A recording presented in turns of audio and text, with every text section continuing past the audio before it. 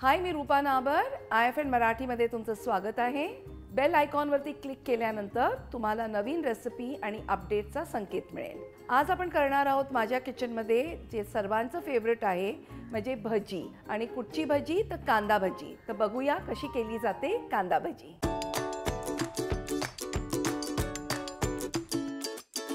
भजी म्हटली की आपल्याला तळायला लागणार, म्हणून मी तेल ऑलरेडी गरम करायला ठेवलंय आणि कांदा बारीक असा उभा कापलेला आहे.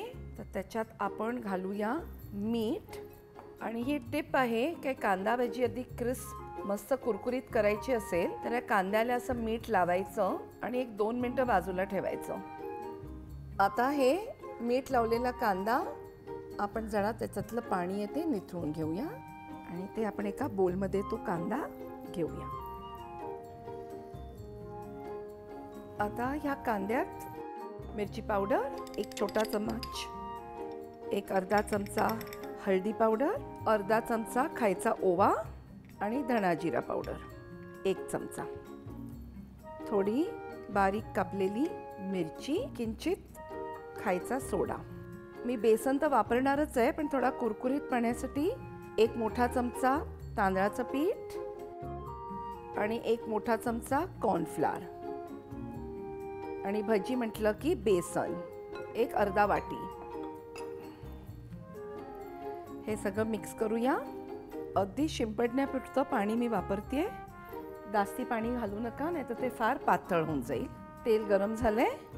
आता ह्याच्यात आपण ही कांद्याची भजी सोडूया. त्याला काही शेप नसतो, त्यामुळे जसं तुम्हाला हवी तशी आकाराची आपण ती तळू शकतो.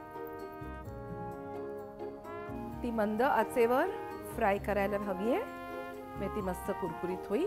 एक बाजू झालेली आहे, आपण टर्न करूया आणि चांगलं गोल्डन ब्राऊन होईपर्यंत त्याला तळूया.